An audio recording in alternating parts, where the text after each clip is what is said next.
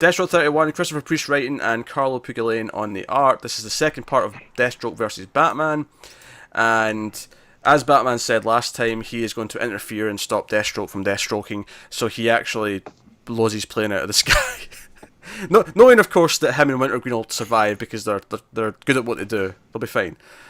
But he takes them out. So much so that Wintergreen actually phones Alfred and says, "Hey, your boy blew us out of the sky, Al. Do you want to... What's going on here? I thought we were handling this." Yeah, let's fix this, eh? That's we're the old men who fix things. I love this idea of the two elder partners of them just going. Well, it's their come on, dads. let's slap the kids into line. Yeah. Yep. Yeah. And Deathstroke's, he gets off the plane, he goes fighting, and he ends up.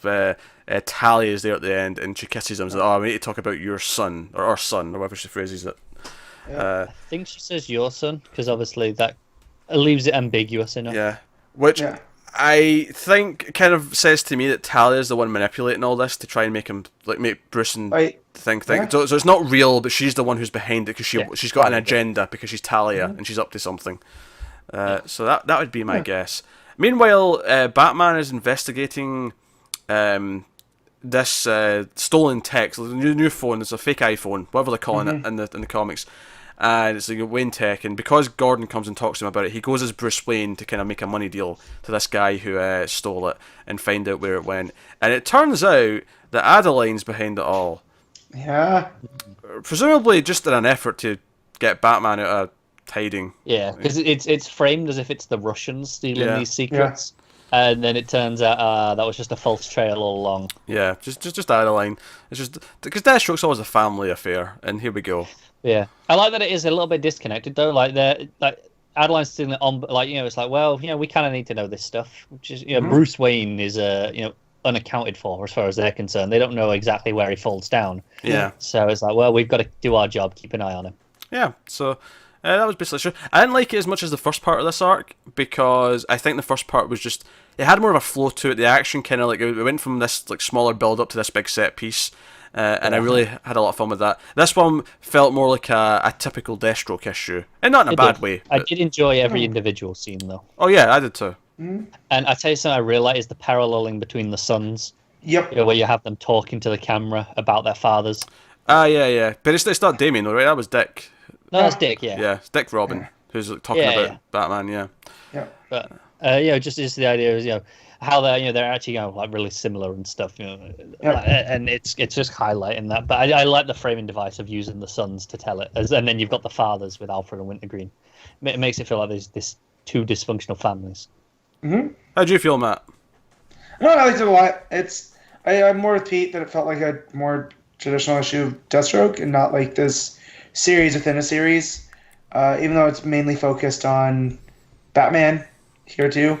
Yeah, the only thing I noticed that made it feel like he was at least acknowledging some people probably jumped on last issue is he made a point of trying to explain the Wintergreen voice and the suit. Yeah. He explained that a little bit. The kind of running joke of, all right, Billy, what's going on? And both of them answering. Yeah, not you, the other one. And Wintergreen I can't with this guy. Yeah, the real Wintergreen's just like, what are you talking about? What do you mean? Yeah. It's fine, robot Wintergreen. Yeah. It's like, okay. But no, I like that. I'm curious to see where it goes because I always wonder how, if he's the greatest assassin in the world, how does that sit with Talia and Ross? Because they run the League of Assassins, So I like that they're running into each other now. Yeah. And again, with Adeline Kane, we've seen how she interacts with Superman. Now I am curious to see how she interacts with Batman.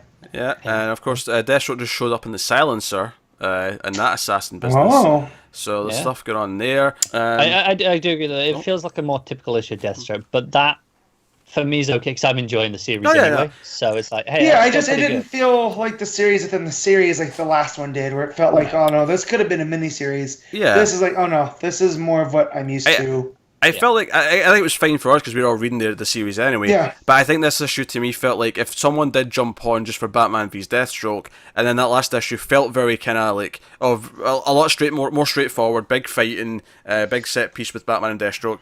This one I feel like might lose a few people because it feels more like I don't know, it's sort of slipping back into just part of the series again. So I appreciate that it kind of it eased them into it with last issue. It didn't just drop anyone in the deep end. No. And as we say here, this did a good job of only talking about things that were relevant, and even then, those things were kind of explained relatively naturally as well for anyone who had just jumped on. Yeah, no, that's fair. But no, solid. Looking forward to seeing where the arc goes.